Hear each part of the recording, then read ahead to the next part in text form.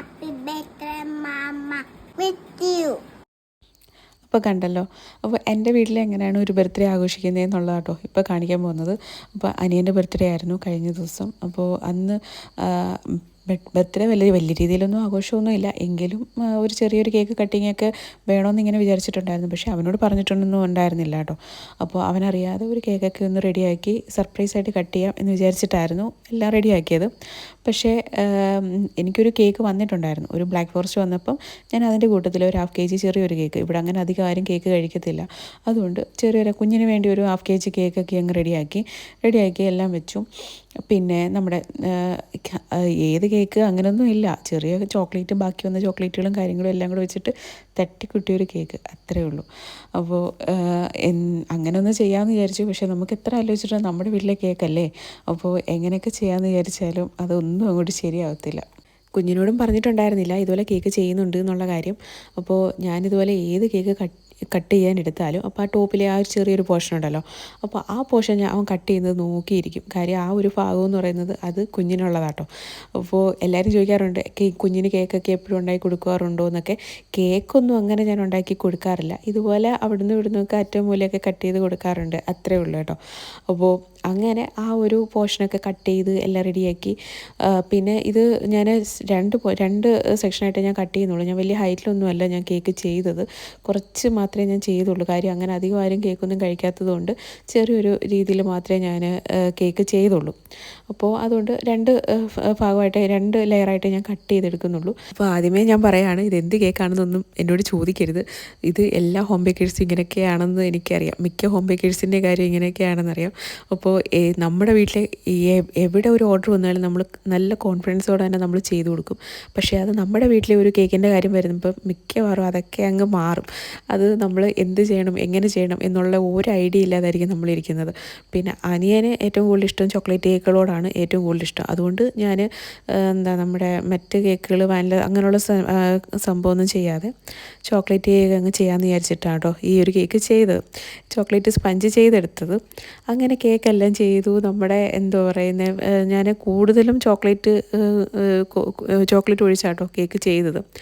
പിന്നെ അതുപോലെ ആദ്യം ബ്രൗണിയൊക്കെ ചെയ്യാമെന്ന് വിചാരിച്ചു. പക്ഷേ ബ്രൗണി എപ്പോഴെപ്പോഴും ഇവിടെ കുഞ്ഞ് ബ്രൗണി കണ്ടു കഴിഞ്ഞാൽ പിന്നെ അവൻ ആർക്കും കൊടുക്കത്തില്ല, ഒരാൾക്കൂലും കൊടുക്കത്തില്ല, ഫുൾ അവൻ തന്നെ കഴിക്കും.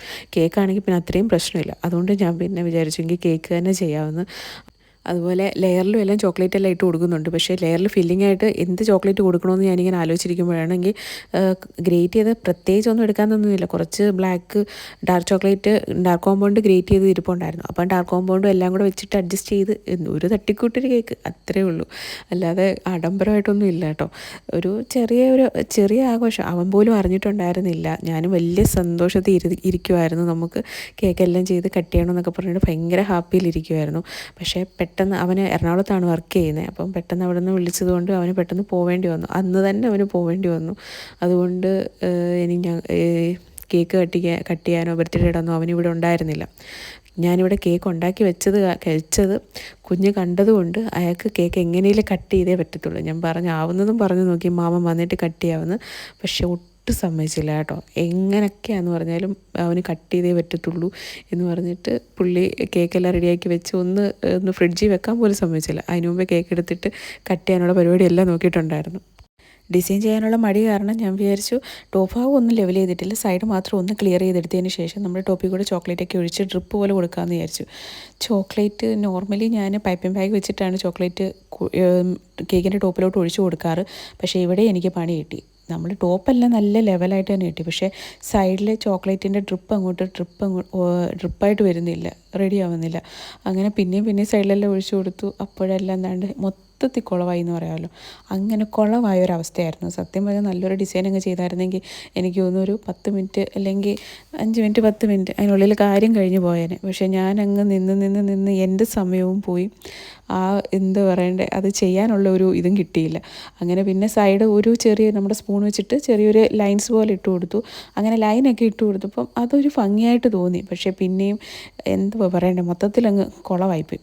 പിന്നെ ഞാൻ ഒരു കണക്കിന് ആ ഒരു എന്താ പറയണ്ടേ ഒരു കുഴപ്പമില്ലാത്ത രീതിയിൽ അതങ്ങ് ഡിസൈൻ ചെയ്തെടുക്കുമായിരുന്നു കേട്ടോ. താഴെ ബോർഡറായിട്ട് പൈപ്പിംഗ് ബാഗിൽ നോസിലൊന്നും ഇടാതെ ചെറിയൊരു ബോർഡർ പോലെ വരച്ചു കൊടുക്കാമെന്ന് വിചാരിച്ചിട്ടുണ്ടായിരുന്നു. അങ്ങനെ ബോർഡറെല്ലാം വരച്ചു കൊടുത്തപ്പോഴത്തേന് എന്തോ ഭയങ്കരമായിട്ട് ഒരു വൃത്തികേട് പോലെ തോന്നി. അതും അങ്ങ് എടുത്ത് മാറ്റി. അങ്ങനെ അതെല്ലാം എടുത്ത് മാറ്റിയതിന് ശേഷം അത് ഫുള്ള് ക്ലിയർ ചെയ്തെടുത്തു. എന്നിട്ട് നമ്മുടെ ആ പോയ പോർഷൻസ് എല്ലാം നമ്മുടെ സ്പൂൺ വെച്ചിട്ട് ഒന്നും കൂടെ ഒന്ന് ലെവൽ ചെയ്ത് കൊടുത്തു. അത്രയൊക്കെ ചെയ്തപ്പോഴത്തേന് അത്യാവശ്യം കുഴപ്പമില്ലാത്തൊരു ഡിസൈൻ തന്നെ കിട്ടി. അങ്ങനെ പിന്നെ ഇനി കൂടുതലായിട്ട് ഞാൻ ഇതിനകത്തൊന്നും പണിയാൻ നിന്നില്ല. ടോപ്പിലൊരു പേരും എഴുതി കൊടുത്ത് എന്തെങ്കിലും ഒരു ഡെക്കറേഷൻ ഐറ്റംസും കൂടെ കുത്തി വെക്കാമെന്ന് വിചാരിച്ചു. കുറേ നാളായിട്ട് ഞാനൊരു ഹാർട്ടിൻ്റെ ഡെക്കറേഷൻ ഐറ്റം മേടിച്ച് വെച്ചിട്ടുണ്ടായിരുന്നു. ഇതിനെന്തോ ഒരു 45 റുപ്പീസ് ആയിരുന്നു തോന്നുന്നു റേറ്റ്. അത് 4 എണ്ണമായിരുന്നു കേട്ടോ, ചെറുത് വലുത് അങ്ങനെ ആ ഒരു രീതിയിൽ പോകുന്നതായിരുന്നു. നല്ല രസമായിരുന്നു ആ സംഭവം കാണാൻ. അങ്ങനെ അതെല്ലാം ഒന്ന് സെറ്റ് ചെയ്ത് ഞാൻ ജസ്റ്റ് ഒന്ന് ഫോട്ടോ എടുക്കാൻ വേണ്ടി കൊണ്ടുപോയതേ ഉള്ളൂ. അവന് മനസ്സിലായി ഇത് മാമന് വേണ്ടിയിട്ട് ചെയ്ത കേക്കാണെന്ന്. അന്നേരം തന്നെ അവനത് കട്ട് ചെയ്യണം, ഫ്രിഡ്ജിൽ വെക്കാൻ പോലും എന്നെ സമ്മതിച്ചില്ല. അന്നേരം മുതൽ കേക്ക് കണ്ടതിൻ്റെ സന്തോഷം കേട്ടോ ഈ കാണുന്നത്. ഭയങ്കര സന്തോഷമായിരുന്നു, എന്താണെന്നറിയത്തില്ല, കുഞ്ഞിന് കേക്ക് കാണുമ്പോൾ ഭയങ്കര സന്തോഷം. മാമൻ വന്നിട്ട് കേക്ക് മുറിക്കാമെന്ന് പറഞ്ഞിട്ട് ഒരു രക്ഷയില്ല കേട്ടോ, ഒന്നും നടന്നില്ല. ഞാൻ തന്നെ കട്ട് ചെയ്യാമെന്ന് പറഞ്ഞിട്ട് കത്തി എടുത്തുകൊണ്ട് ഇങ്ങനെ ഒറ്റ നിപ്പായിരുന്നു. അങ്ങനെ പിന്നെ ഇനിയിപ്പോൾ വഴക്കുണ്ടാക്കിയിട്ടും കാര്യമില്ലെന്ന് വിചാരിച്ചു. എങ്കിൽ പിന്നെ അവൻ തന്നെ കട്ട് ചെയ്യട്ടെ എന്ന് വിചാരിച്ചു. അതിന് പിന്നെ ഞങ്ങൾ കട്ട് ചെയ്യാൻ പോവാം കേട്ടോ. Happy birthday mama with you. അങ്ങനെ ഒരു കണക്കിന് കേക്കെല്ലാം മുറിച്ചു. അപ്പം വീഡിയോ ഇഷ്ടപ്പെട്ട് കഴിഞ്ഞാൽ ലൈക്ക് ചെയ്യാനും കമൻറ്റ് ചെയ്യാനും മറക്കല്ലേ. അതുപോലെ നമ്മുടെ ചാനലൊന്ന് സബ്സ്ക്രൈബ് ചെയ്യാനും മറക്കല്ലേ.